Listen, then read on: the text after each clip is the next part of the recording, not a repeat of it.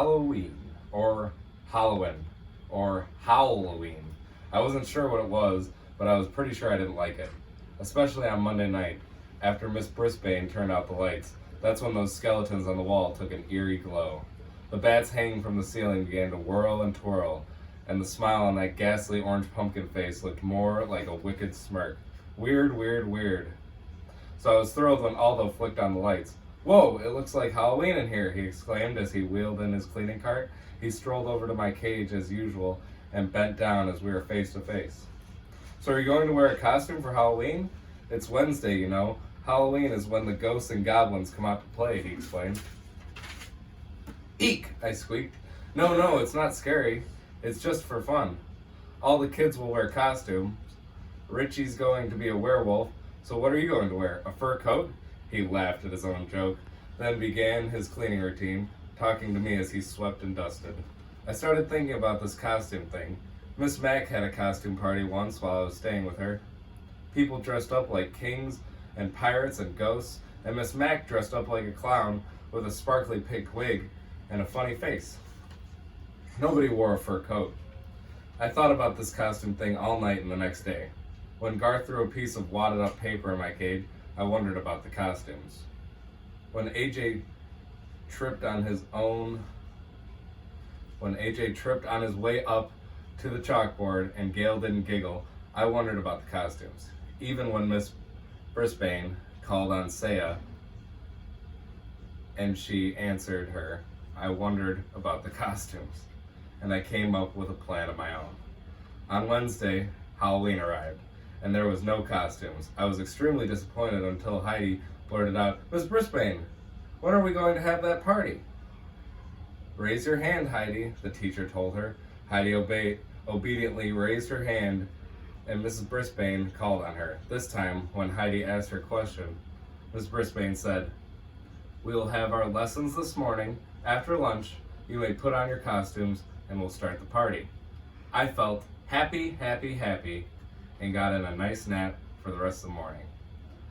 But I was wide awake after lunch. My classmates returned from the cafeteria, then scurried off to the cloakroom and the bathrooms and returned. But I hardly recognized them in their costumes. Oh, they were wonderful. A dragon, 2 pirates, a princess, a ninja, 2 clowns, a ballerina, a bunny, a cat, thank goodness not a real one, a baseball player, a mad scientist, a skeleton, the Statue of Liberty, an angel, and a devil. The room mothers came to help with the party. They were both dressed as witches. Still, Miss Brisbane was the scariest of them all. She didn't wear a costume, just a button that had the words, "This is my costume," printed on it. She gathered everyone in a circle, pushing all the tables back. Then she announced that the class would be having some treats. But in order to get them, they each had to do a trick, tell a joke, sing a song, or perform a trick for the rest of the class. Oh, I wish someone had told me. I had figured out the costume part, but what about this tricking for treats? Art, the ninja, stood on his head. He stood on his head so long, Miss Brisbane finally had to thank him and tell him it was someone else's turn. Gail, the ballerina, twirled around the room on her toes. Garth, the baseball player, told a joke about the witch. Miranda, Bunny, sang a funny song about your ears hanging low. It was all very entertaining, except for the fact that I was thinking about something else. But Mrs. Brisbane got my full attention when she called on Saya. Saya was dressed as the Statue of Liberty. She wore a flowing dress and had a crown on her head and a big cardboard torch in one hand.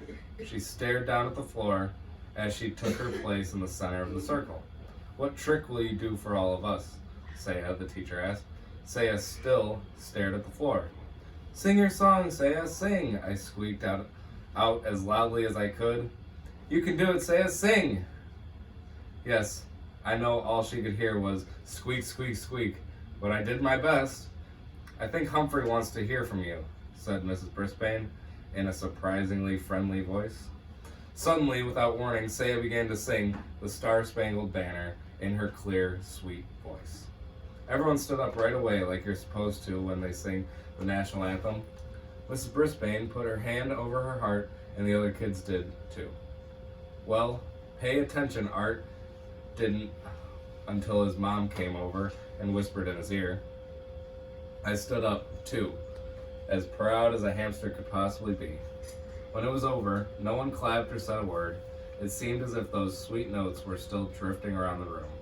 That was lovely, Saya. Thank you for sharing your beautiful voice with us, Mrs. Brisbane said. I wish she'd speak that way to me someday. Nice, encouraging, friendly. Anyway, the tricks continued, and after AJ told a few riddles, Mrs. Brisbane looked around the circle and said, Did I miss anyone? This was the moment I'd been waiting for.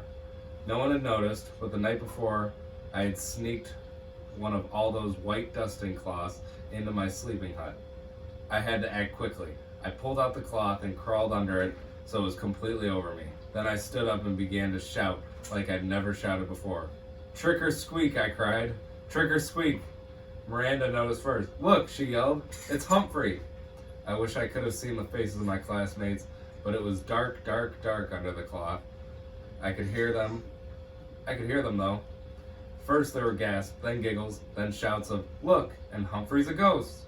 I continued to squeak my heart out until I heard Mrs. Brisbane's firm footsteps coming toward my cage. Who did this? She asked. Who put that on Humphrey? No one answered, of course, not even me.